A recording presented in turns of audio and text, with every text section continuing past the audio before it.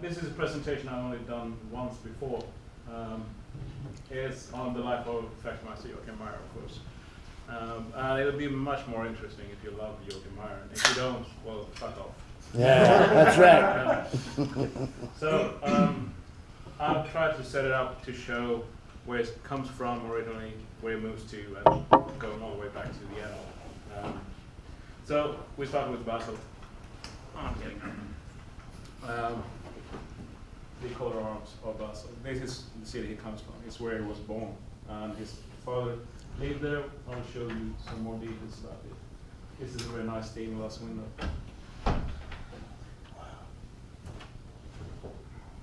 So a map. Basel is over here. Then you have Strasbourg right over here. And per tradition, you don't have north straight up, which is really confusing when you try to work with these maps. So north is over here. Oh, thank you. I worked with these kind of maps and trying to put markers on maps and working on, like a map of Gothenburg, is showing the bastions and the fortifications. Spending 4 hours putting all of these markers. After 4 hours, I realized, fuck it, it's north in a completely another direction, so I messed it up completely. I had to move everything around again. So yeah, so north is over here, Strasbourg and Basel, and Strasbourg, the Black Forest down here. This is the region he lived in. This is the Rhine River, connects the two cities. And I said you could cook in Basel and serve it hot in Strasbourg, sending it on a ship. That's pretty close. It's like 120, 130 kilometers or something. So that's the cities, Alsace. So now it's of course part of France, but it was part of Germany, the whole Roman Empire. Basel was originally a Roman fortification, going all the way back to 44 BC. Founded by Senator Council General Lucius Natius Flaccus. So it called Basel already in 374 AD. This is a statue of the general. This was raised in 1580 and still stands at the courthouse of Basel. So it's a pretty nice statue. And you can see how that connects to the illustrations you see in Meyer Symposium. I have these 3 Roman statues here. There are other images that have this Roman inspiration. And you can see in the time period they were really inspired by the ancients, by the Greeks and the Romans, and even the Egyptians. That comes back in alchemy and magic and astrology and mathematics and geometry and all of these things that we're studying at the time. And also in armor. So people are actually wearing this kind of armor in the late 1500s. Typically Roman inspired armor. And also they had the ruins right where they lived. So they're living among the ruins of the Romans. So that's probably part of why they were so fascinated by them. And of course the festival are clearly gladiatorial games. Even the fencing master with the staff, that goes back to the summa rudis, the judge who separates the fighters with a stick. And you have the fencing masters with the staff separating the fighters at the festival. And there are many more connections between those. Okay, so why did Meyer teach martial arts? This is the sole reason. There are a couple of more reasons, of course, but this is the most important one. Moreover, no more proof is needed that it was the custom of our ancestors, that the ancient Germans, to raise the youth in knightly practice along with other good arts, since this is self-evident from what they achieved. For once the Romans, the weak Italians, thought they had conquered the entire world, as an overconfident nation, they devoted themselves to sensualities more than good arts, policy, and knightly practices, and through this the entire empire was undermined, attacked on every side, and torn apart by enemies. And the knightly Germans were appointed and advanced before all people to save it, take it over, and erect it again. This would never have happened were not the excellent Germans wisely trained and experienced in all kinds of knightly play and matters of war. So this is from the preface. This is why you study martial arts. It's to preserve society. If people just have fun and enjoy themselves, you have a weak nation and will be attacked by enemies and defeated. So you need to have a society that is practicing martial arts. That's his view. I'm not saying it's correct or true or whatever. It's his view. Sounds good to me. So the Romans were a really important example for these guys. They were practicing not just to preserve their society, using the Romans as a bad example, basically, but also fascinated by their whole culture. So this is Basel in 1493. This tower is still being built. It was completed a couple of years later. So the second tower of the Münster Cathedral isn't quite finished. Then you have Klein Basel, which is a small pocket, and you have a smaller city wall. I will show you more pictures of that. I stood there, actually, watching over the view of the Rhine, which is passing down here. Meyer lived over here, in this neighborhood. So this is St. Albans. Oops. This is the church where he was baptized. Okay? And I have plenty of images of that. Here you see a little bit better the old city wall. This is from the old part. So this is the old Basel with Klein Basel. And in Meyer's time, we had extended it, so there's a second city wall protecting the city up here. So this is in 1549, I think. It's a bit cropped here. So. And again, this is neighborhood St. Alban, Texas. So there's a church and a monastery there. So this is most likely, I believe, his father. First notes about his father. In the Basel Burgerbusch, a book about the burgers that are registered in Basel in this time period, we have a Joachim Meyer, who was a messerschmitt, a cutler, in 1517. We know Joachim Meyer was a messerschmitt for several reasons, but one of the most important ones is in his book you have 6 examples of the coat of arms of the messerschmitt in his 1570 book in the background, especially in the stop section for some reason. So this is a much nicer image, more details. City wall, the inner ones again, the outer city walls, all the way down here. You can actually see this if you look on Google Maps. You can see remnants of this still. The church where he was baptized, the monastery outside of it, and around here. And I'll show you pictures of these. This is where his father worked. There are only about 30 buildings here. There are 12,000 people living in all of Basel. And in 1815, there's only 2,000 people living in this area. So going back to 1540, there were very few people. We were talking hundreds of people in 30 buildings. And some of those buildings are factories, like sawmills, not sawmills, but paper mills. So they're using waterways. I'll show you. Also, people lived in different areas. So the fishermen lived over here, for instance, and you have the spice traders are living over here.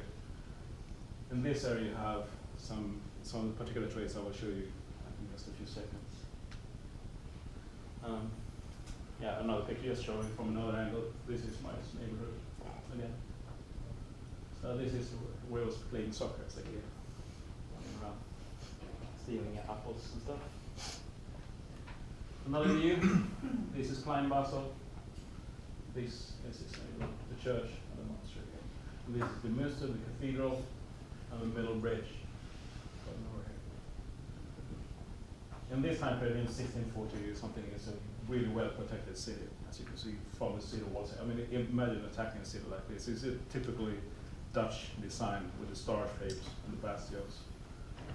So once you have these, you have cannon shooting in this direction, and have cannon shooting in that direction, so you get overlapping lines of fire. Twin towers on the cathedral. Okay.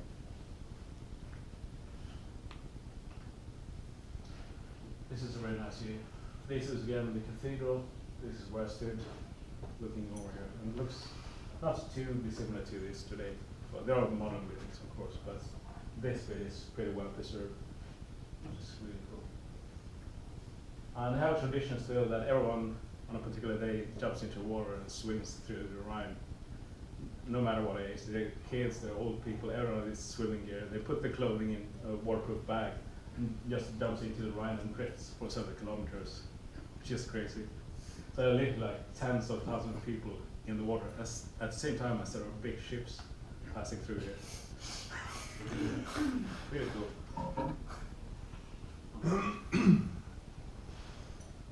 Another view. These drawings, watercolors are just amazing. I love these. But Mateusz Meyer is the artist. He's on all of these and several of these maps. They actually made a 3D model of Basel as well. So the whole city as it looks in this time is modeled in 3D.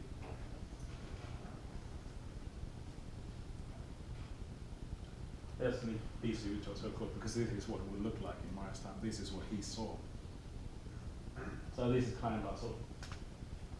Basel is over there. Over here somewhere you have sawmills, waterwheels and sawmills. Another sawmills again. That's right. This is fantastic. I mean, look at the arc.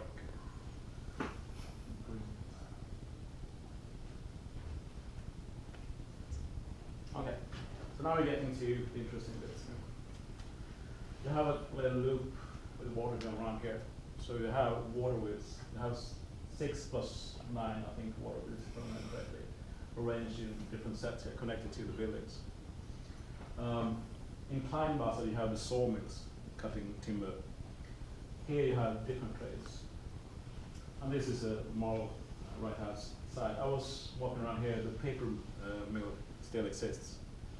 So that's the only water mill that water mill is actually still in place and working. They're actually producing paper and books the old traditional way there. It's just incredible. And it's over here. So this stone I gave you, Mike, that was from just out here with the paper. Okay. Right. And I brought it over here, standing there, putting on the front of the church. So it's a holy relic. I feel it, trust me. Yeah.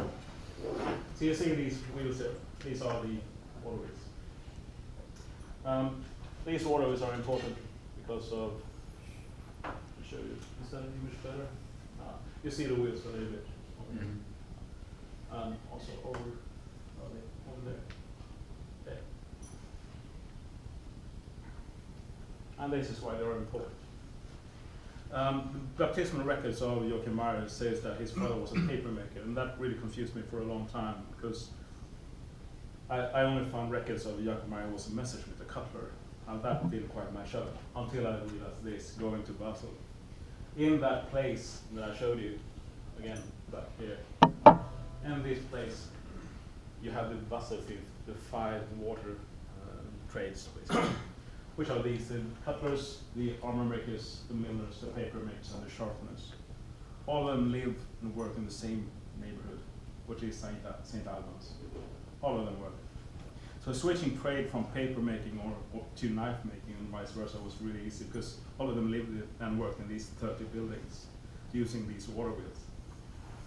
Okay? So 7 plus 9 water wheels arranged in sets of 2 and 3 for 6 buildings. That's what you had in that neighborhood. There were no other waterways.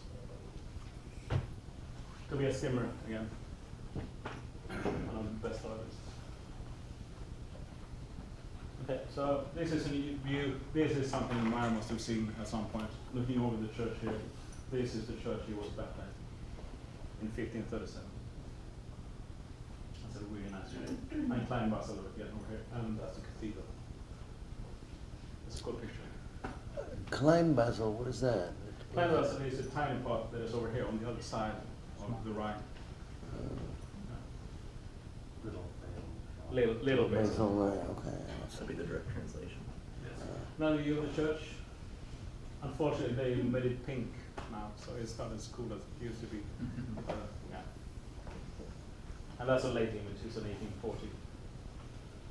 So I'll just show it again on the warriors. And the church view was from up here somewhere towards there. So you saw it. Okay. In one of these buildings, Meyer must have lived. Isn't that awesome? Yeah. Huh? That's the 30 buildings. And again, some of these are factories, so they probably wouldn't live in those. Are they still there, those buildings? Most of them aren't. These ones are, and there's some building over here that still, these remain, and also those. given his social standing, would he have lived in like an individual house for his family, or would it have been like? We don't know much about his social standing, unfortunately. Not at the time. The church, again, this church, they had a preacher,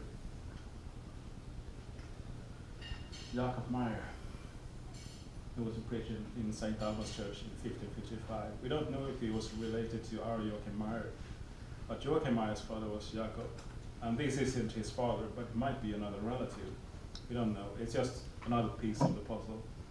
So it might be completely irrelevant. He was of the Zumhilsen family. You had different Meyer families. You had at least 6 known big families, but not that many Jacob Meyers. There were certainly not that many Joachim Meyers either. Again, only 12,000 people living in the city at the time, including women. This is the baptismal records of Joachim Meyer. So, yeah. Joachim Meyer, son of Jacob Papiermacher, papermaker, 1537, August 16, St. Alban's Church. The church, again, that has a priest that is named Jacob Meyer. Coincidence, maybe, I don't know. But this is the actual first record of our Joachim Meyer. I get goosebumps. And these are the families that we know. We have these in Hilson, von Hüningen, Balletorf, Fire, Arrow, Hasen, Schüssel, the Key, Stan, Star. These are the known families. There are other Meyers as well, but these are the big ones. 7. I said 6 before that. Moving on to Strasbourg. Which one of those families is Meyer from? We don't know. Oh. So at this point it's just speculation. We have no idea. But if we look at the Jacob Meyer, the priest, he was on this epistle. And he was a priest again in St. Albans where Meyer was baptized. So possibly. Lots more research to do. Was that a Catholic church? Is that or is it at that period? It like would what, probably have been a Protestant church. by that point? Okay. Because both of these cities were strongly Protestant by that time. Yeah. So moving on to the Free Imperial City of Strasbourg, this is in 1580. It's not one of the best pictures, but I'll show you a couple more later. Let's see. This is where I live. I'll show you some nice pictures. I have plenty of pictures. This one is a little clearer. This is the church where he got married to Apollonia Lundman in this church. My hand and my phone has been inside of that church. I haven't been inside myself. Why didn't you go inside? Yeah, the priest was a bastard. That's fair. So I had talked to him, sent an email weeks before and said, I'm coming to Strasbourg. I'm all the way from Sweden. We have a famous fencing master. We got married in the church. I would like to visit. Is it possible? Didn't get a response. And then we came to Strasbourg and walked around the church for a couple of hours, hoping that the priest would come out. We couldn't find anyone. And suddenly he comes out. And I talked to him and explained this again, the whole story about me coming all the way from Sweden. And I said, could you please just let her in so we can take a quick look at the church? And he said, no. Well, please. I was came all the way from Sweden and said, Bastard. so going during business hours? well, he said, come back tomorrow. Very French. I was very French. in Karlsruhe, quite a distance away, so tomorrow wasn't happening. But what he went back and looking around the church, I noticed there was a hole in one of the windows. And I was really, really nervous, but I stuck my phone in there. I was really nervous I would drop it because I would never see my phone again. And I took pictures, right? So, yeah. The presentation. So this is what it looked like in 1640. So again, this is a distinct Dutch star-shaped city. This is like Independence Day. It's a spaceship that's landed. Really weird. Imagine it trying to attack something like that. Yeah. It's not happening. So also Roman city, of course, originally. So there are Roman artifacts preserved and so on. Did it ever get attacked? Sorry? Did they ever attack it and take it, or? There were conflicts in that place. Oh, there's some image missing here. Is it loading? No. That sucks, because it's related to that one. Something with a copying here. Okay, we'll go over this one. This is the neighborhood you most likely live in. This is Krutna. There are some 19 buildings. In Strasbourg at the time, there's 22,000 people living there. In the time Meyer moved to the city, this is where he would have lived. Okay. That's the church he got married in. Again, goosebumps. That's the church. We don't know much about the neighborhood. We know this was a distinctly Calvinist neighborhood. So, Jean Calvin, John Calvin, he preached in 2 churches around here. The street outside here is Rue Calvin. So it's actually named after John Calvin, this street. And people were really strongly Calvinist. Do you know about Calvinists? Calvin is from there, or he preached there? Sorry? Calvin was from there? No, he preached there. He also preached in Basel. Sure. So, and Calvinists, there are many differences between Calvinism and Lutheranism, but one of the differences they're really hardcore about, there's nothing in between God and man. Every man is sort of equal. They don't believe that Pope or priest are more important. And this is pretty radical at the time. Not to everyone, but to a lot of people it's very, very radical. They also don't believe in the transmutation of the Holy Sacraments, where they actually become the body and blood of Christ. They think it's a symbolical, spiritual thing. And there also are also the ideas about predestination. So they're kind of hardcore Protestants. Yeah, we'll continue.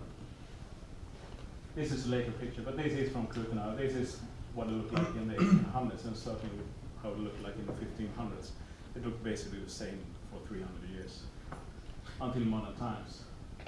It's a pretty cool image. This is, over here you have the Rosemont. You have Festschule on the Rosemont. This is one of the places, many places where they were fighting for fun. I hope I can get the previous image later here.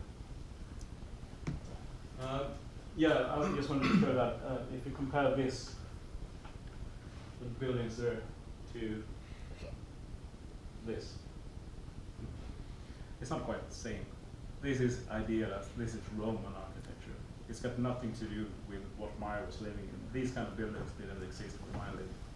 It's complete fantasy. So it's very different. You almost have like an amphitheater here. Yeah, you have to have people sitting up watching the fence Yeah. and eating. And same with this one. I speculated a couple of days ago about this possibly being in Krakow. Just pure speculation, but it's quite reminiscent of the cloth house in Krakow. So only speculation.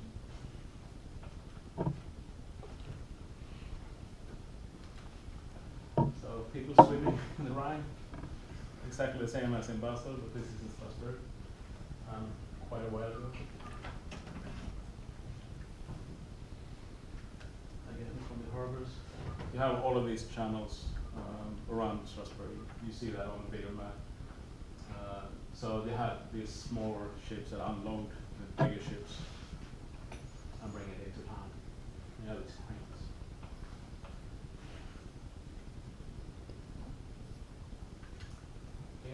And in the middle of the city, you can actually see these buildings still. Very nice. This is winter time, so you have sleds.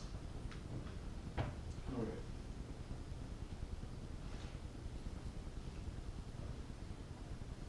This is in 1576.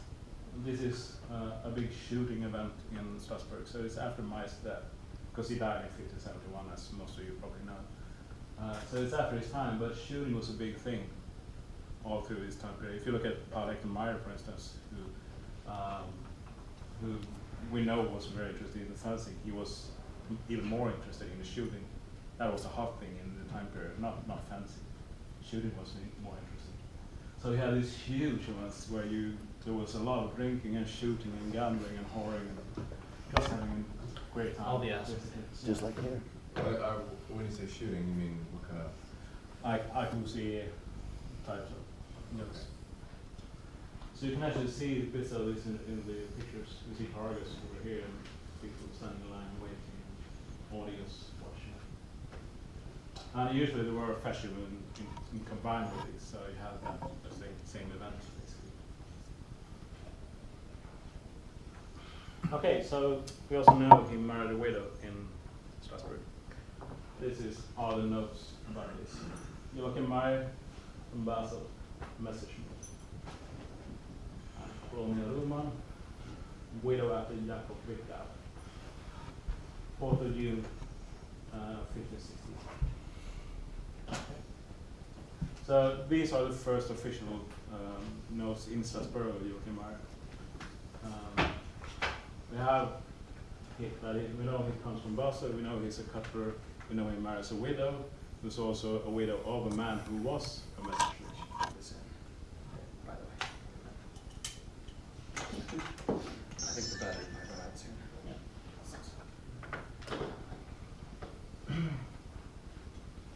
And it went back, and it comes back. No. So these are the first actual official notes we have of Joachim Meyer in Strasbourg. The other ones were from Basel. This is in Strasbourg. Some details of the city again. The church where he got married. St. Guillaume Church, St. William's Church, St. William in English. So 3 different names for the same church. You see the bastions here. And an inner moat. So you have 2 moats here, and then you have even a third one here. This isn't easy to get into. Yeah. And even if you get into these tight streets, there will be fighting in the streets in these tight neighborhoods. Cool. Cities aren't quite like this anymore, unfortunately. So again, the neighborhood. There's a city wall on the outside as well with these city gates. The church where he got married is over here.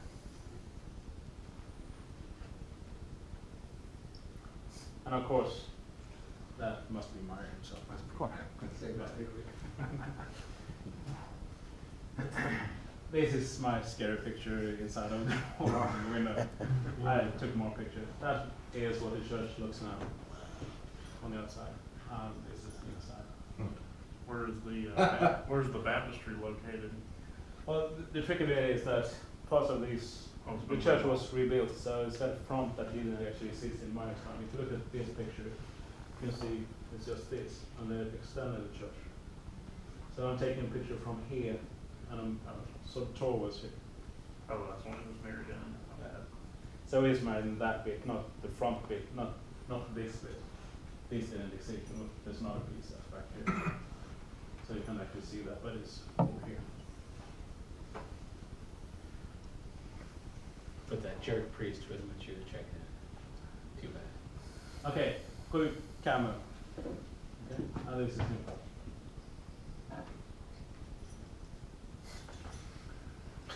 The guy from the map picture. Jimmy the making a guy. Could be. So turning to the guilds, the cutters, and the fencing monster, because this is how things connect. We have Jakob Meyer, who's listed of the Amester, the Burghers' Council in Strasbourg in 1549, 1555, 61, and 67. Possibly this is Joachim Meyer's father. Could be some other Jakob Meyer, but it's interesting that we have this high-ranking guy who becomes a member of the Burger Council in about the time that would suit moving to Strasbourg and Joachim Meyer starting living there. And then a few later, picking up a trade as a Messerschmitt and becoming a burgher of the city. And then in 1558, you have an unnamed cutler, a Messerschmitt and Fechtmeister from Basel, who tried to arrange a festival in Strasbourg. And then in 64, you have a Basel Fechtmeister and a Messerschmitt named Hans Jakob Meyer. This is really interesting. Who comes to Strasbourg and petitions for the festival. A lot of people who are cutlers and Freshmasters who come from Basel to Strasbourg to arrange festivals. And some of them even have the Meyer name. So possibly Meyer comes from a fencing master family who had this as a tradition. Again, speculation, but good speculation, I think. And this Joachim Meyer we don't know, but interesting, Jakob, and the priest in the church in St. Albans, Jakob. That's curious. So the Messerschmitt, the coat of arms of the Messerschmitt. There is some variation. Some have this type with rapiers, and you have messers, and you have swords and stuff. But there is some variation to these. And you see this is from Nuremberg, I think, late 1500s. Sword dancing. So you hold on to the tip of your partner's sword, and you extend your sword back so another guy can grab yours. And as you dance around, you interlace the swords, so you cross them as you turn around. And what you get in the end is a platform of swords, which is called a rose.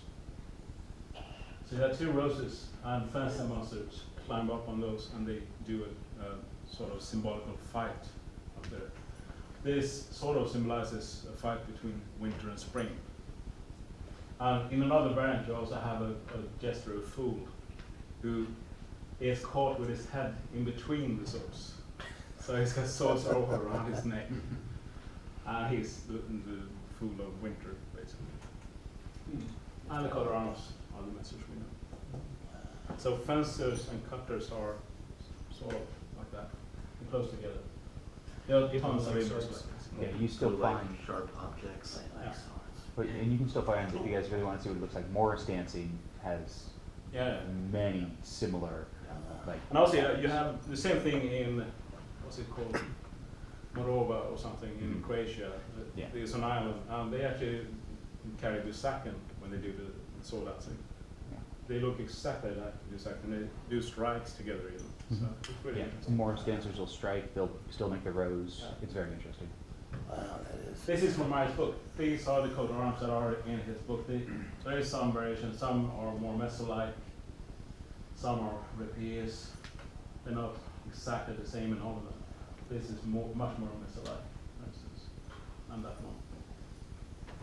But these are in the background. If you look closely in the background of the illustrations of his 1570 treatise, I grundlägger beschreibning det regionala konstaspekten.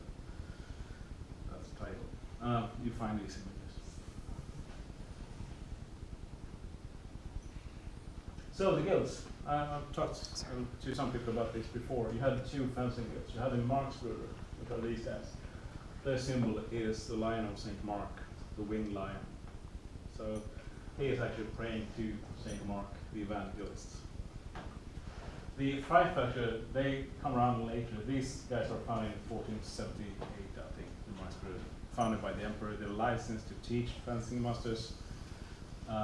These guys are sort of rogue guys. They are probably allowed to teach and to arrange festival because we have these independent guys that are called Freifächer. And possibly, and this is speculation, at one point Freifächer are guys who are within these guilds, but they're traveling around to learn and teach. So they learn from other masters around the world. And while they do so, they teach and arrange festival in other cities. But the Freifächer existed actually before this guild as well. So we're not 100% sure how all of this connects with the Freifächer and the Marksbrüder. Well, fencing masters existed before the guild, yeah. So, The guild just kind of showed up. yeah. And in 1570, we get a new guild, which is a proper guild from these guys, the Freifächer. So they have the griffin as a symbol. This is curious because this is already in 1540, 1550. It's before the Freifächer guild is actually formed. So the Duke of Mecklenburg in Sweden, he gives the Freifächer guild their first charters, the first coat of arms, which includes the griffin. And oh, I forgot something. These guys are kind of stupid and filthy. And these guys are clever as students. Okay? These guys have good, nice trades like being goldsmiths and so on. These are furriers, smelly trades that are not nice trades. Okay. But trades that involve cutting things all day. Yeah, exactly. Heinrich von Guntherotz talks about this in his fencing treatise. Yeah. He was the successor of Joachim Meyer. Probably killed him. And assassin. Assassin. Yeah. That's a joke, by the way. But he says that these guys come from the lower trades, the dirty trades, the filthy trades. These guys are smarter and more clever about things. And they're quite commonly students as well. And that's important. I'll come to that shortly. So Rudolf II, I think, is the emperor who gave them their first charters, the Freifetzer, their official recognition in '68. The Duke of Mecklenburg gave them their first charters in 1570 already. But in 1608, the Emperor Rudolf gave them their official recognition. So then they're at the same level as the Marksbrüder. They're actually allowed to license fencing from that period. So we have a constant conflict between these two guilds. They're always fighting each other. Well, didn't their official recognition still set the Marksbrüder slightly higher? So they were subordinate fencing masters to Marksbrüder fencing masters? Not to my knowledge. I thought there was some weird ordinances, like if a Marksbrüder shows up, he can take over a That's something else. That's something else. Yeah. The other guild is a Freifector guild or Fedefector? Well, that's another thing as well. They're almost interchangeable, right? Yeah. Maybe. It seems like it, but the actual name is Freifector von der Fehde zum Greifenfels. That's the official name of the guild. Right. But they interchangeably seem to use the term Federfechter at some points as well. But the official name is Freifector von der Fehde and later zum Greifenfels.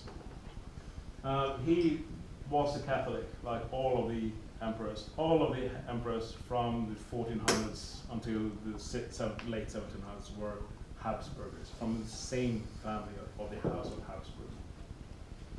All of them Catholics. However, he was positive towards Lutherans and people from the Reformation. So he wasn't adverse to them.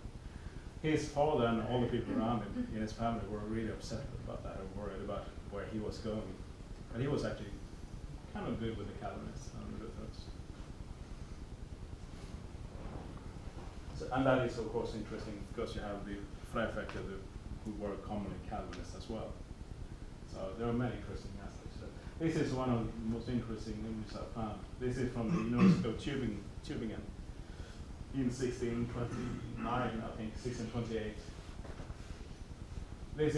These are students, and all of them are actually standing in Meyer stances, if you look at the pictures. That is slightly different to what Meyer shows us. This is the stance you try today with the quarterstaff as well. And this is story hooks, navel hooks. You can see all of these stances. You recognize them. This is interesting. When this is a long time after Meyer's death, it's almost 60 years after Meyer's death. They're still working on these stances. And a fencing master that looks a bit like Meyer. Are you saying that Meyer survived for 60 years? Yeah, absolutely. That's exactly what I'm saying. He was 94. About students and burghers. Again, typically a Roman armor and his wear. Same with the guy over here. This guy is using a pardus and a spear, and he has a rapier to protect himself against the guy with a parson. And if you just look at this image, it just looks a bit strange. We don't understand the context really. Can I ask a quick question about the other image like this? The one from the Hutton book, I believe, where they describe Meyer as a Marksbrüder. Yeah. It's the other one where he's in that armor, standing, and there's a guy teaching and looking at him. What do you think of that?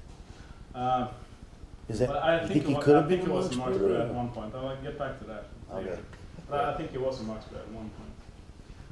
If we just look at this bit, we don't understand the context. It looks a bit strange. But if we look at this image, we get context.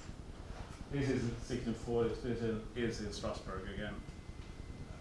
Town guards with spears in Strasbourg, and have another image that is exactly like this one. Town guards, these are burghers, these are the furriers and these smelly guys. Okay? These are the clever guys, the students. We're fighting with our peers, the young and cool guys, the Meyer guys. So if you compare that to the previous image, that's what we're seeing. We are seeing a student fighting a smelly town guard. To be fair, the student was probably also smelling. Yeah. But not according to Gintro. Okay, so the Ross Market is over here. We have fashion in this region. This is the cathedral. I'm missing one image that shows another place where there were fashion, where we know most likely Meyer was part of it. This is a really nice image from Zwickau in 1579, I think. This is a good party. I mean, look at this. Now you have guys in very typical Meyer stances fighting with Dusac and long swords and rapier, and you have halberds over here, and some grappling and dagger stuff most likely. And these guys, he's high up in the air, he's having a great time. So he's using like a big blanket or something and just throwing it up in the air. Yay! This looks like fun. So, maybe later tonight? Sunday. Yeah, good. Perfect. And you have some shooting going on here. And you have, this is probably a pole that's got soap on it. So you try to climb up and get a flag that's on top. So there are flags up here. You have a flag over here? And some soap? I'm sure we can find some more. So the Calvinist princess teaching on war is the next topic. This we know. Joachim Meyer applies to range Festjulen in Salzburg in these years, on these dates, 1561, 63, 66, 67, and 68. And when he applies the last time, he is actually listed as a Fechtmeister. Not as a Meister Schlangenschwert, because he never got his license as a real fancy master of the Bugspirit or something. But they call him a Fechtmeister, a fencing master. So the Schwertmeister was the highest A level? Fechtmeister is a job, Right. basically. A Meister Schlangenschwert is a title. And that's something you take a test and you get your license. And that's something you're always. This is a job, you might stop being a Fechtmeister Right. if you lose your job. So, this is what it says. This is the second reason why I should be practicing martial arts. And I have no doubt that if this art had been written and published before our time in comprehensible good order, then not only would the noble art have not have so declined with many people, but also many abuses would have entirely been avoided, which today have become quite common. Therefore, I hope that even if my writing is little heeded by some, yet many honest fellows and young fighters will come forth and diligently restrain and guard themselves from the disorderly life. Gluttony, boozing, blasphemy, cursing, whoring, gambling, and the like, to which this noble art has been besmirched by many people. Since this knightly art has been used by many people only for shameful lewdness and laziness, which are most deeply deplored by honorable people and all honorable competence. And instead they will seek to thoroughly understand this art and to learn to apply it through honorable earnestness, to purge themselves of useless peasants' brawling, and to be diligent in all manliness, discipline, and breeding, so that when they have truly and fully learned this art and lead an honorable life, then they may be thought able to direct others, and particularly the youth, and thereby be of service. So first of all, preserve the society is one of the main reasons, and the second reason is to make people good and behave properly, especially the young guys who are drinking and gambling and whoring. Okay? So this is hugely important to Meyer. If we don't know these two things, we don't understand Meyer at all. Okay? It's not just about hitting people in the head. It's much more important than that. This is the sword I brought with me, a replica, a semi-replica of. This is not likely Meyer's sword, but it was owned by a Messerschmitt. You see the coat of arms, that is very similar to what was in Meyer's book. You can try my sword later if you want to. The length, the weight, and the proportions are the same with the sword I have. So it weighs 1.67 kilos. I have no idea what that is in pounds. But 1.67 kilos, the blade is 104.5 centimeters. This is 29.5 centimeters. And the point of balance is over here, somewhere, 9 centimeters.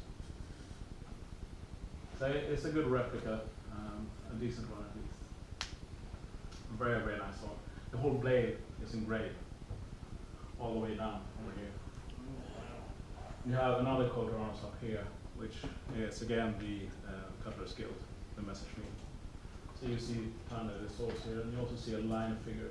This was discovered by Roberto Gotti in 2007 in Rome, in a collection there. They of course had no idea what kind of sword it was. They had never heard of a fencing sword or anything like it. Technically, I don't think this is a fencing sword. It's not a fächtschwert, it's a paratschwert. And a paratschwert is something you use to kick things off at a festival. You do perhaps a couple of strikes and flourish parat, but you don't actually use it for sparring or for fighting in tournaments with.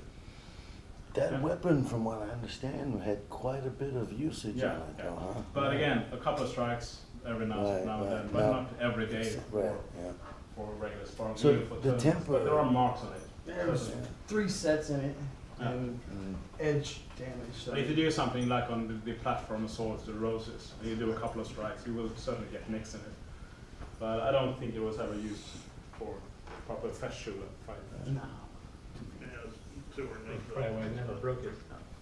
Yeah. So we're talking about the Dukes now. We're leaving the teaching bit. We know he arranged Festschule, and we saw sword that used the type of sword he probably carried. I was looking at the Duke Otto Sons, these treaties. I'm very happy to say that we stole it as Swedes and brought it back to Sweden. So it actually is in Sweden right now, this treatise. It's a manuscript, handwritten. So there's only one of a kind. It doesn't exist in any more copies. This is the coat of arms of the Fonsons. You see it over here as well in the book. And there's a dedication to Otto Fonsons in it. Otto Fonsons was also one of the warrior princes, one of the Calvinist warriors. So this is the dedication from Meyer to Otto Fonsons in 1568 is the date we currently believe is correct for the treaty. Therefore, in our own times, princes and lords love and promote this art no less than our ancestors, most highly. And your grace also has earnestly embraced this virile art along with other liberal arts. And your grace has summoned me to it as a blameless combat master to instruct your grace in this art. And I, in all humility, with willing spirit, have undertaken this. Says, I have not only discovered and found a particular charm in this art, but also your grace's gracious and well-disposed will toward me. I have not spared any manner or way to humbly serve your grace in this art. This is cool. He actually saying that he taught Otto Fonsons fencing, and that Otto Fonsons has taught asked him to write about it. And that's not the only prince that does this. This is also interesting, because you know, I mentioned the Duke of Mecklenburg, who gave the Freiherr their first charters, who gave them their first official recognition. Turns out Otto Fonsons was the grandson of Princess Anna of Mecklenburg. So there's a family connection between between Otto Fonsons and the Mecklenburg dukes. This is really, really important, I think. And I'll come back to that shortly. Otto Fonsons also studied in Strasbourg in 1568. So most likely they met then, because then Otto is 18 years old. So it's a suitable age for Meyer to hand over fencing to him. And he probably learned fencing from Meyer when he was 16 or something. This is Otto Fonsons on the battlefield. He's really old. He's exactly as old as I am, 47. And he's over here fighting. That's interesting. So one of the dukes that Joachim Meyer taught also fought on the battlefield, for sure, that we know. And he's not alone. So this is the first page of my treatise, the 1570 treatise. The coat of arms of the Messerschmitt, the cutlers. You have a Festschule down here. You have a fencing master. Fencing master had to learn all of the core weapons. You had to learn single-hand weapons, you had to learn two-hand swords, and you had to learn polearms. And the polearms are the most dangerous, so therefore it also becomes the symbol of the fencing master. You see the same in this image. And also again it connects to the judges, the summarulis in the gladiatorial games. So all of this combines. This is Roberto Gotti's personal book, by the way. He has a copy of The Bastard. He's not a bastard, he's a lovely guy. But He's there, he's there. he's a bastard still. Illustrated by Tobias Stimmer and Christoph Maurer and Christoph Stimmer. Christopher Maurer and Christoph Stimmer and Tobias Stimmer are the illustrators. So that's Tobias Stimmer. So most likely Joachim Meyer actually met that guy. So yeah, that's pretty cool, I think. Seeing the face of people Meyer knew. That's the image you mentioned before, Right. the Roman armor. If we look at the Habsburgers, the symbol of the Habsburg family is the peacock. Ted, peacocks? Mm-hmm. Tasty. Yeah, tasty. Very delicious. So this, all of the eyes on the feathers symbolizes the dominions of the Habsburgs, all the places they controlled. Here you have a peacock. So peacocks, when you see peacocks and peacock feathers, they're usually a symbol of the Habsburgers. This doesn't have to be the Habsburgers, but it's quite possible at least that it's a nod towards the Habsburgers. And you see this in other images. You see a Landsknecht and he has a hat and there's a peacock feather. It carries a meaning when they're carrying the peacock feather. It's to do with the Habsburgers. So Emperor Maximilian. This is the emperor in Meyer's time. Again, he was also positive towards the Calvinists and Luther. He was a Catholic, again, like all of the Habsburgers, but he wasn't difficult with this. And again, all of his family were really concerned about his leanings towards Calvinism.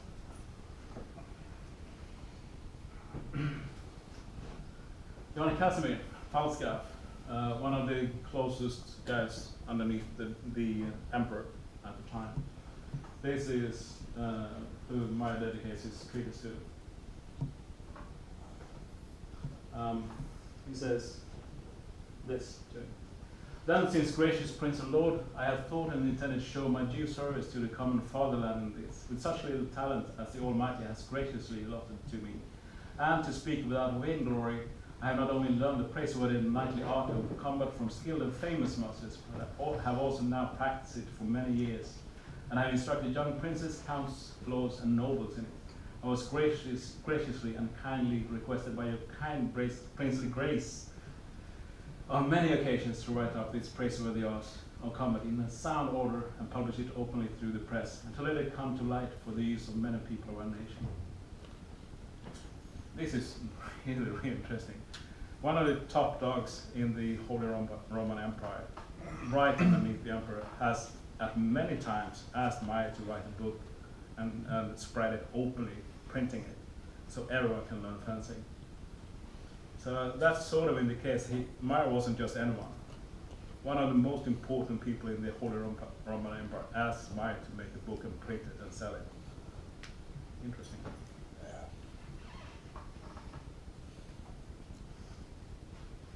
No! Images are missing. Why are you forgetting to put images in? Well, I put it, they are in there, but something happened in your stupid My computer. computer, I think something happened in your flash drive. Yeah, I think, it's on the flash drive. Yeah, let's blame Microsoft. I'll leave that. That's good.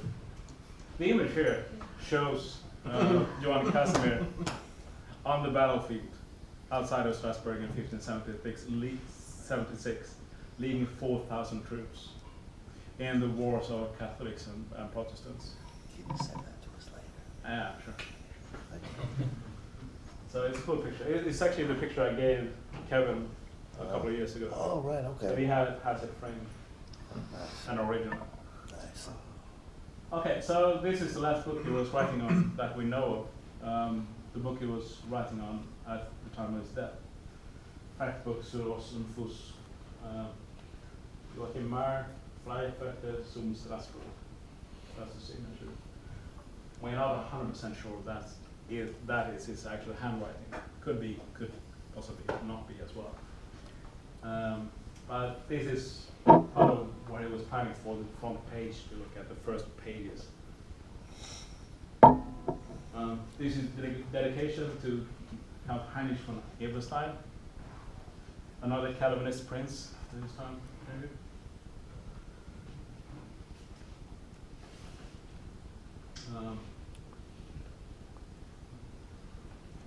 Yeah, I forgot. I was just trying to remember what I'm showing here. This is the actual last page of the book. So after that, this is his last word, loss. That's the last word he utters, basically, in writing at least. And if you look at the pages, you can actually see how the handwriting deteriorates. So it's almost as if he's getting sick and he's trying to just get the last bits out there, and then it just stops in the middle of the page. So that's kind of romantic. Poor little guy. He died right. Yeah, almost. On his deathbed, pen in hand. This is the coat of arms of the Ebersteins. That is not Eberstein himself, it's just a landscape. But there are interesting details. Peacock feathers, allegiance to the Habsburgers. Is that the rose? That's a rose like it looked like in Meyer's time. Meyer has techniques that are called the rose. He uses it with a long sword, with a sack, with quarterstaff, not with rapier, right? He uses Yeah. He does. Okay, sorry. Everywhere. I suck at rapier. So basically all weapons, he's using a technique called the rose. And when we think of a rose today, we think of these kind of romantic, complex flowers that have all of these petals. In Meyer's time, you only had two types of roses, the Rosa alba and the Rosa rosa.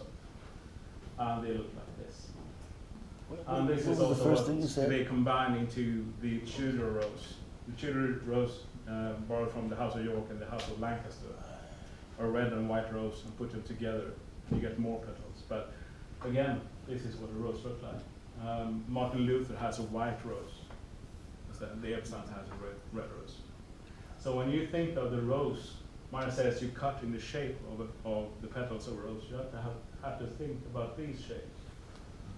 Okay? But we don't know about how roses looked in that time. We won't understand the techniques. The book contains these bits.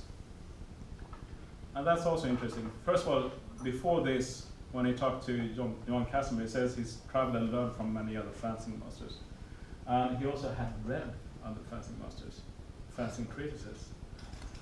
We really don't know much about that with other fencing masters. We know that they stole from other fencing masters. But yeah, actually has these. There's a unique copy of Ringek. You can probably talk more about this, I think, Michael, about all of these details. Would you like to? Yeah, well, so essentially, this manuscript is interesting because it isn't very much like the other 16th century manuscripts that we have for fencing manuals. It's much closer to the old 15th century manuscripts. It's a huge compilation work of various old, early to mid 15th century treatises that had been handed down and recopied over and over again. So the Ringek is different from any other known copy. We don't know where he copied it from. He seems to have had access to a manuscript that we don't have to get Ringek. Some of the other ones come from a manuscript that's currently in Augsburg that Paulus Hector Meyer may have owned, which is interesting because Paulus Hector was still alive when Meyer died. So he would have had to interact, at least put through correspondence to get access to that. And then Martin Seiber is a very, very short poem that gives 6 Gangen, or sort of cutting combinations, which use a terminology that's nowhere else except Joachim Meyer's book. Yeah. So they're the only two that have some of these cuts in them. And Martin Seiber doesn't explain what they mean, only Meyer does. And then the others are other common Lichtenauer tradition fencing manuals, but they're on things like mounted dueling and armored dueling and other things that Meyer doesn't even sort of cover in his published book. Yeah. But he did promise he'd cover it in a future one. No. So this could have been him doing research for the next book where he talks about earnest combat. We won't know because it never happened. I'm getting to that later. Yeah. And the last bit, of course, is his own rapier teaching, which seems to be closer to Dusac fencing. Mm-hmm. Yeah, it's a different type of rapier fencing. You mentioned that, but yeah, this is important Martin Seaver. I think he is one of the muscles that Meyer was really inspired by in his own fencing, including Jörg Wilhelm and a few others. But Which is frustrating because Martin Sever does never explain anything. But then Meyer goes back and maybe says what the hell he's talking about. yeah. Okay, so this is really speculative. This is a letter from Richtmeister Joachim Meyer sent to the Swedish Calvinist King Eric XIV. He's complaining about not getting paid from the king. He's serving in Reval in Latvia. The letter was all sent in 1561, 63, 65, thereabouts. I think I don't have the full dates here because it's cut off and I can't remember. We don't know if this is our Joachim Meyer, but King Eric XIV is a Calvinist. The dates sort of overlap with the Festschulen that we know he petitioned for, but there are some questions relating to that. We don't know that Meyer had to apply for the Festschulen himself. He could have students under him or forfactor and people under him that would apply to rent his Festschulen. Also, he could just travel him back and forth because traveling was pretty fast even in those days. Not as fast as today, but still. Rittmeister, what is that? Is a military rank. I don't know how to translate it properly. Cav officer. But it's a military Right, rank. okay. Right. Yeah, capital. There are other connections too, so I'll get back to that soon. I have all of those letters copied, so they're really interesting reading. People say that they weren't using longswords by Meyer's time. That's just complete and utter bullshit. These are German mercenaries in 1576 in Poland, and these German mercenaries are all carrying longswords. Deutsche Knights. Okay? This is just about Meyer's time, using longswords in war. Great two-handed swords are used all the way through the 1600s. You have the Montante in the 1600s. You have two-handed swords on battleships in wars between Sweden and Denmark in 1670 or thereabouts, where the captain is the last man on the ship and is swinging big sword, fighting the glorious Swedes, of course. And I think they killed him, of course. Now treatises.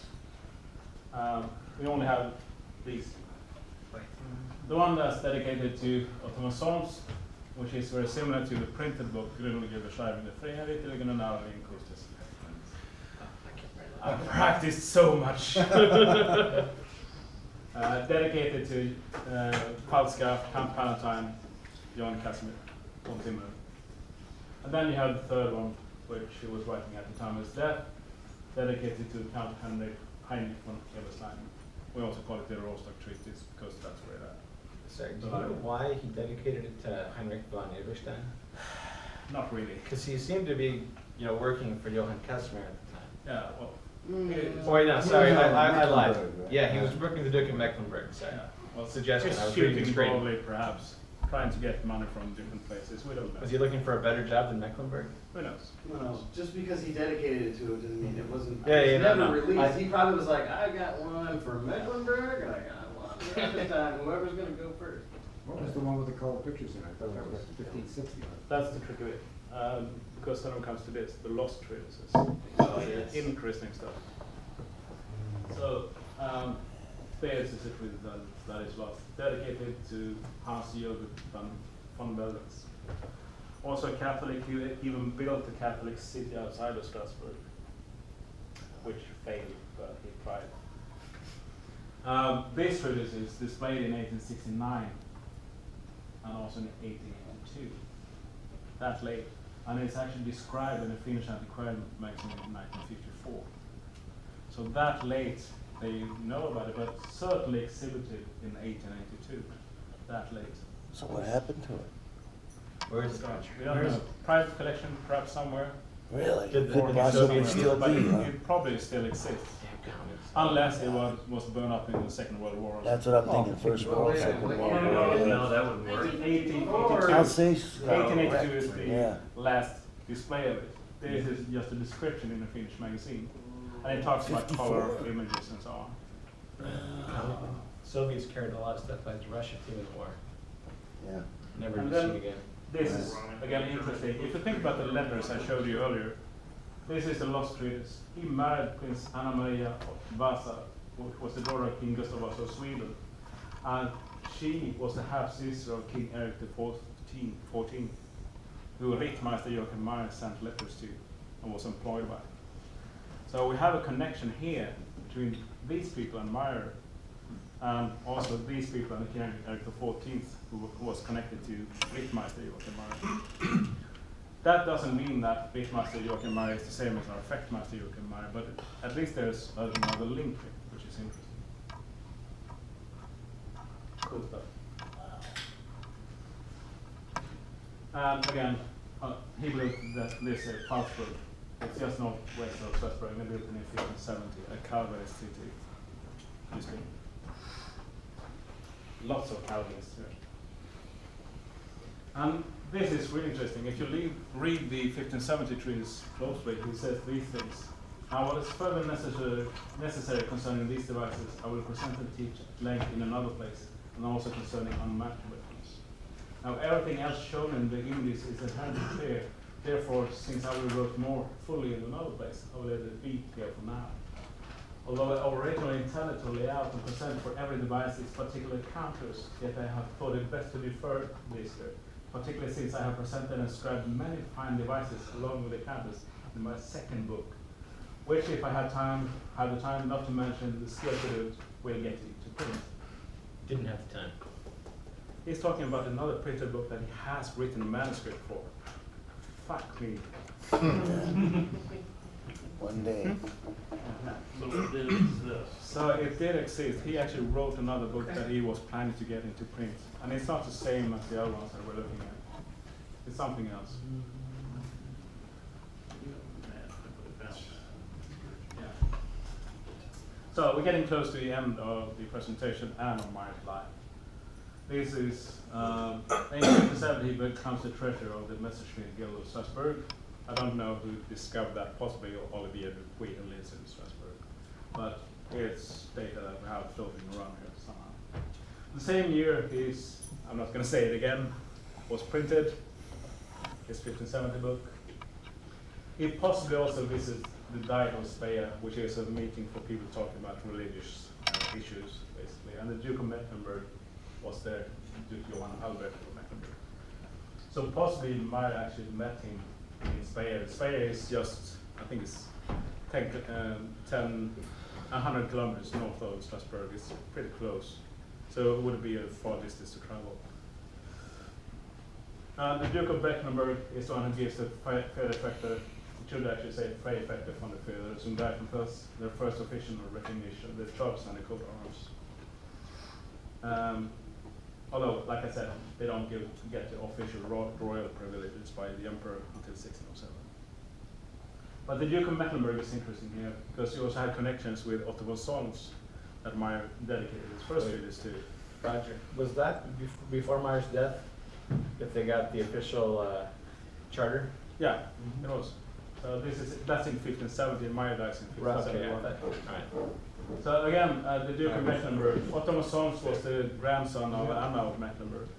The Mecklenburg employs Joachim Meyer to become a fencing master, and also gives the Freiferter the first When he official charge died on and the coat way arms. there, right? And then he died. But I'm getting to that. So all of these things seem to connect the Calvinists and the Dukes and all of these tiny little pieces.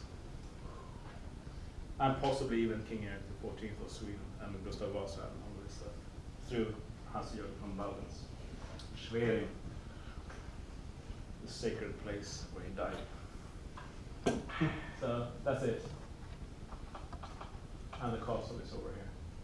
It's a tiny place. I haven't been there yet. That's the next place I'm going. Drafty, dirty. So is Mecklenburg another name for Schwerin? Is it like No. province that Schwerin's in, or what? Mecklenburg is a different place. I wish I could show you on a map, but Schwerin is the residence. You had capitals for these people, even if you had like a large region that you were. So, like for instance, the emperor. The emperor used to be was it Vienna first, right? And then they moved it to Prague in 1600. I think it was actually 1607, which is the same year where Rudolf gives the charges to the first royal privileges to the Prefecture. Then he moves to Prague, and that becomes the center of the Prefecture.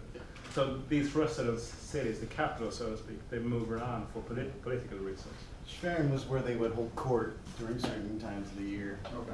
But they weren't holding court there because the castle was under renovation and had holes in it in the middle of the winter. Poor Meyer. So he left Strasbourg on January the 4th in 1571, and it's actually been paid to be a fencer master by that time. He travels 500 miles to Schwerin in the middle of winter, arriving on the 10th of February. So that's pretty cool. It just takes him 6 days to get there, traveling from the south of Germany, close to the French border, all the way up to the coast almost. On horseback? Or walking, or a boat, or what do you? Sorry, what did I say? Sorry, a little bit more than that. Sorry, 500 miles. Yeah. Say yes. He's got the TARDIS. Yeah. That would be cool. Yeah, get him back here. If only he waited till spring to do this trip. A month and 6 days. And then 2 weeks later, on the 24th of February, exactly 1 year after he published his book, he dies. Because it was published Anybody else? 24. Goosebumps? I think, man. Yeah. Yeah. I think he just fled his debts. So you think he got assassinated? I think he just skipped town and. So, Well, so I you mean, don't I- think, Elvis. My other theory is that Charles Murdoch is Joachim Meyer. That's one alternative, of course. Maybe he lived forever. so you don't think the Rostock was written on his deathbed, or finished on his deathbed? Well, it wasn't ever finished, but yeah, I think he was Right, writing but on it changed. He was right? writing The it. writing Yeah. He changed, died with and pen in then- hand. Right, I right. think so. Like a proper But I don't think Yeah. that is the missing piece, because he talks about it, the other one. Right, as the if other it's one finished, has more that he's to it. ready to get it published. Right. Wow. Okay, and his wife, Apollonia Meyer, remarried in April 1572 to another couple. That's the tradition. If a woman that has her husband dying, the guild that they are associated with has to arrange with a new husband. So I think Meyer's marriage wasn't a marriage out of love, it was out of convenience. He needed to become a member of the guild, so he took on a widow. And when he dies, exactly the same thing happens. So she actually had 3 husbands in a fairly short period of time of 10, 12 years or something. All of them cubs. Yep. You said a member of the guild. He would have already been a member of the guild. Hans Coolio. Or Yeah. Meyer. Oh, so he already Both. would have been In there. order to have a Wait. marriage, just for citizenship is what we're talking about. Well, in Meyer's case, we don't know. He Yeah. might have become a member of the guild as he married her. That might have been what he had to do, basically. We don't have any references of Meyer as a couple before that. That's the first mention in the marriage certificate. To my knowledge. Isn't his dad a cutler? Sorry? Isn't his dad a cutler? Well, I think so, yeah. And aren't you kind of born into those? That's what I started with, but the problem is that the baptismal record says that his father was a papermaker. But if we look at the neighborhood, like I showed you in the beginning, all of these people are living together, and we have a Jacob Meyer who's a Messerschmitt in Are the 1517. guilds city specific, or is there one guild that's shared across cities? To my knowledge, it's specific to the cities, but they also collaborated to some degree, so you could send your Gesell and your apprentices to other cities to study with other masters in other places. Right. The Because the trade imperial was free unified, cities but were there were like different 6 cities. institutions. Yeah. Right, free cities, right. Yeah, so- Different organization for each city. Also, it's believed that Apollonia and her husband or her brother were involved in nuclear things. We have copies of the 1600 print, that's for sure.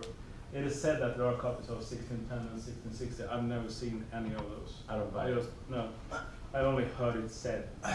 Although we also have Jacob Sutor in 1612, and we have Theodore Verolin in 1617. These, which are more or less exact copies of my. Sutor isn't an exact copy, there are differences, and he also has a couple of odd things like he actually talks about flail. Meyer only shows Right. one picture of flail. The 2 kids with the Yeah, flails. but right? Sutor actually has techniques for it, which is interesting. Yeah, but he got that from Michael Hunt. Yeah, so. And then you have Theodore Verolini who copies it. It Yeah, looks Michael. really weird because Michael, they're like call it 1700 Michael. guys, almost late My 1600s. count. And the last bit is it Nicholas Petter or was the grappling bit in Berlin? Do you remember, Michael? Pardon? And the last bit in Berlin, is that It's from, Nicholas Petter grappling? Yeah, Petter, and it's a copy of like the second printing of his treatise. Yeah. So he actually skips on the polearms. He just uses the first piece and skips on the polearms and inserts Nicholas Petter's grappling instead. Aren't the devices really abbreviated in Suter and Verolini? Well, his Suter is interesting because what he does is he takes all these complex images with all these pairs in Meyer and extracts them and just shows the single pairs. I honestly don't know how much he included on Meyer's teachings in the book. My impression is that he sort of tried to simplify the text, like give you the same technique, but try to make it easier to understand. It's certainly not as extensive as Meyer, Yeah. but I can't say exactly. Whereas Verolini is more like he took excerpts of the text and just quoted them. But it's cool. The cool thing is that Meyer's teaching is still used in 1679. Fencing masters still consider it valuable for teaching. And then you have that university image that I showed you, which was 1623, which again is it's more than 50 years after Meyer's death. Was Jakob Suter employed by somebody or? The university. I don't know his history properly. I think Kevin has done some good research. From what Kevin's told me, it seems like Suter wasn't actually directly involved with the book that we have, but he had written something, and then another printer just took it and decided to publish it to make a dime off it. Yeah. So maybe he was legitimately trying to make notes on Meyer, and then somebody else thought it would make a good book. I remember. It's hard to say. Yeah. That's what Kevin told me a story like that he has some ideas. But Kevin is one who should really be talking about. Exactly. But that's great. That's what I heard. That's next year. It's interesting though, why would they Where the hell's kind of copy Meyer Every year. whereas Until they're gonna come. instead of just reprinting the original book again? Because they wanted to make money. Well, first. also, if you don't have the original type and woodcuts, you have to recreate them, you know, and commission somebody to copy them, so there will always be differences. It's not, you know, we get spoiled. Plus, Meyer's book is really long. It's easier to make a short version. This is after Meyer's death. His widow, or rather her brother, is writing on behalf of Apollonia, asking the Duke, or rather the city council of Strasbourg, to contact the Duke to get the belongings of Meyer sent to her, the books, the clothing, and so on. Because Meyer was carrying a whole chest of books with him, hoping to sell them in Schwerin. The Duke responds and says, "Well, sorry, the books were destroyed in the rain, so I can't give them back to you." Yeah, sure. He's got a chest full of fencing treatises, one of the top fencers in the whole Roman Empire. The rain destroyed them. Yeah. Yeah. Well, what happened to that chest of books? There's one Is in there the like a back, whole there's shelf in one the library in front, Mecklenburg there's one somewhere? So Swede's got a couple, that's yeah. the end of this lecture. If you want to know more about these things, I've written 2 articles on these cities. Many of the images I've shown here are included in those articles. Not all of them, but many. I've also written an article about the Fonson Street, is how it ended up in Sweden. That's war booty. And also I wrote an article, and Michael, you might not completely agree with this, but Let me talk about this. It's a really good article. Thank you. Very informative. The thing is, I try to look at the sources that we talked about, like Martin Siebel, for instance. We see these sources that Meyer connects to, that he's using similar stances like the zone and things, and the terminology. And using the excellent dictionary, you can actually see, just Google these terms that Meyer is using, and you can see that some of these are really unique to a certain group of masters. Not only these techniques, but also how they hold the sword. And this is really, really important. This is a sword grip. I start with my cut from up here, and as I cut forward, I transform so I get my fingers in this position. So my thumb is actually on top of the grip. You can see the hilt between my fingers. And this is also how I cut the krumpa with a short edge like that, or an unterhand like this. This is very specific to a certain group of masters that start somewhere around Talhofer and finishes around Meyer. And a whole bunch of fencing masters in between. A lot of fencing masters don't use this at all. And coincidentally, all of these are also using with the same stances, with the saw note and these things. So I think we have a particular lineage, and you can read about that in that article. So the Jorgsbruder part of this, you think? Talhofer's Sorry? Jorgsbruder, right? Yeah, and I just finished with that because that's sort of outside of the lecture.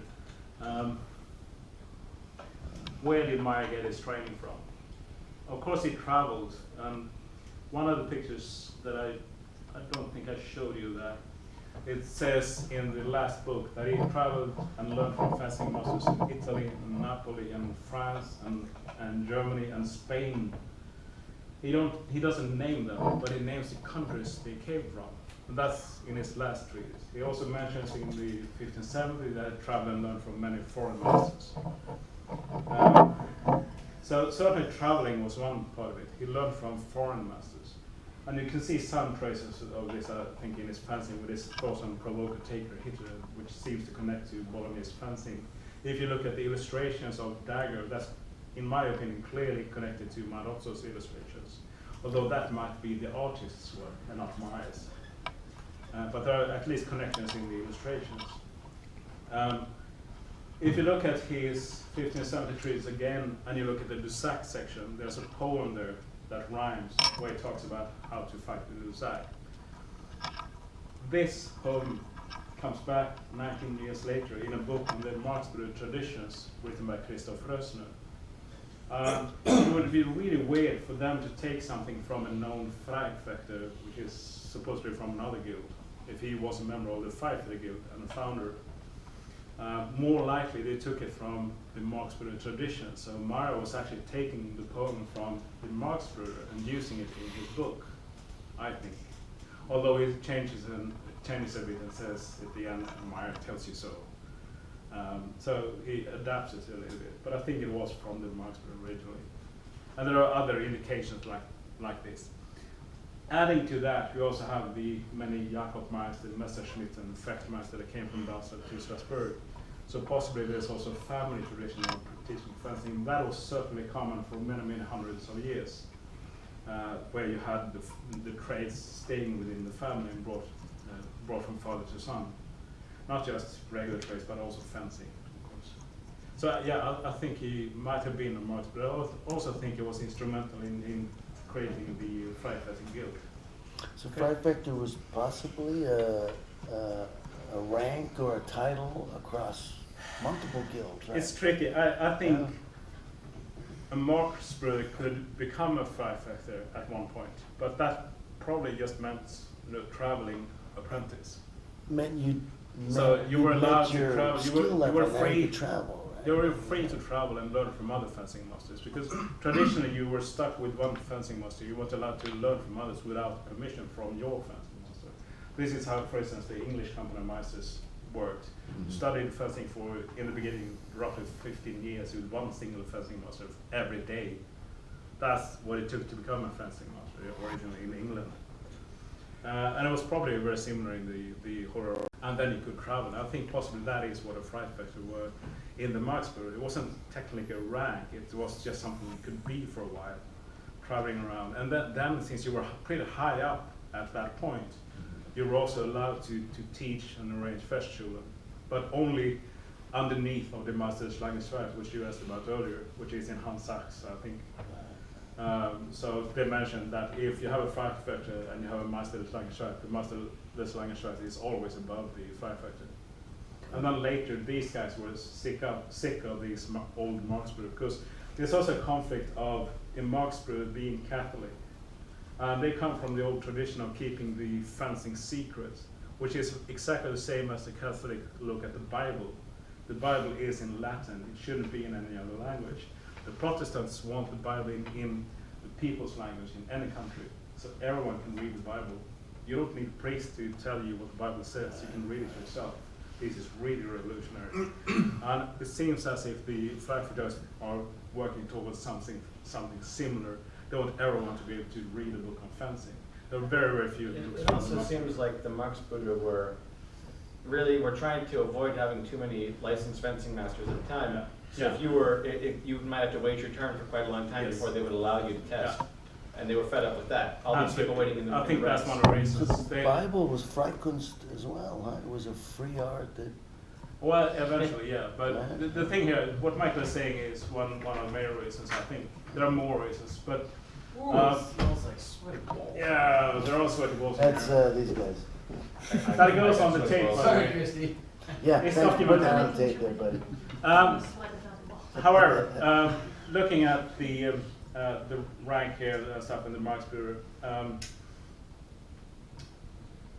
as a master's language writer, you had students underneath you that were also teaching, and when they were teaching and got paid, you got part of that. So allowing these guys to become fencing masters meant you would get more competition, and you would also lose income. So it isn't super tempting to let these guys become fencing masters. And it seems like the German fencing masters were really reluctant to do so.